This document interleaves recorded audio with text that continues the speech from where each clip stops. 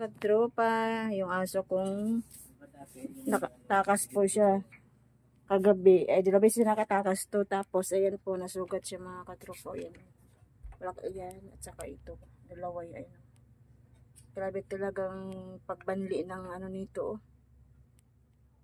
Hindi ko alam kung anong kasalanan ng aso. Kung alam ko, may asong babaeng naglalandi doon.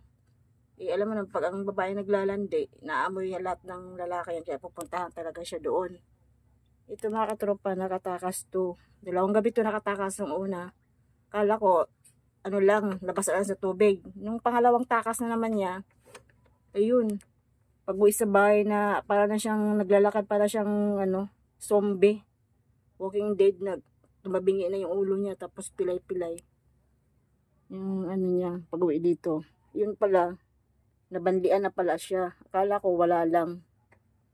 Tapos yung pilay niya, yung gumaling na yung pilay niya sa kabilang, yan, gumaling na. Ito na lang sugat to. Ang hirap gamutin mga katropa.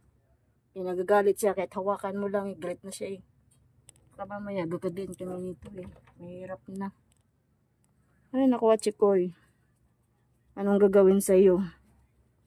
Pag nagpabit kasi, mahal eh. Mahal ang katropa pag nagpapabit eh. Mas mahal pa sa tao, mura-mura lang. Eh, pag hayop, mas mahal pa. Yan yung hirap pag ang hayop magkakasakit eh. Hindi mo maano agad eh. Yan, kahit ganyan siya, yan. Yung amo yung favorite yung amo. Sunod na siya ng sunod nito.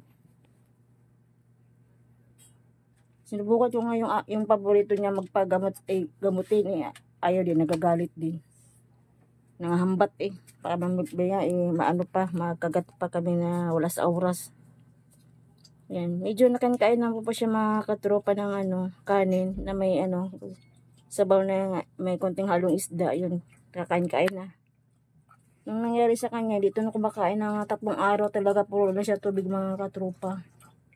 Yan, yung binigay ko kanina yan, ubos po siya. Oh. Ang tubig, yan.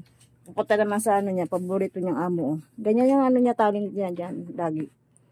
Gusto namang lumabas. Sabi namin, sige, pag lumabas ka, baka pagbalik mo ito, patay ka na. Buong katawan mo nang bandian sa'yo. Nandito lang sa loob ng bahay mga katropa, di yan nakalabas. Nagkataon lang talaga na hindi siya napansin na bukas pala ang pintuan kasi may dalawang tuta dito, labas-pasok. Hindi napansin na ito mga to. Kaya hindi napansin ang anak kong babae. Pag sarado niya, wala na pala itong isang aso, nakatakas na siya. Kaya pag uwi sa bahay, wala na. Nabandian na siya. Ito, dalawa yung nandito. Yung tuta. Binabigay ko na yung iba. 5 yun sila. Yan, cute niya. Pero yung kawawa ko talaga yung aso kong original. Oh. Ay, ano kayong gawin sa iyo? Mahal pa naman magpabit. Yan, kamot na naman sa sugat niya. Kaya nag-ano-ano. Yan na pa mga katropa. God bless po. Thank you po sa pag-subscribe sa YouTube ko. God bless.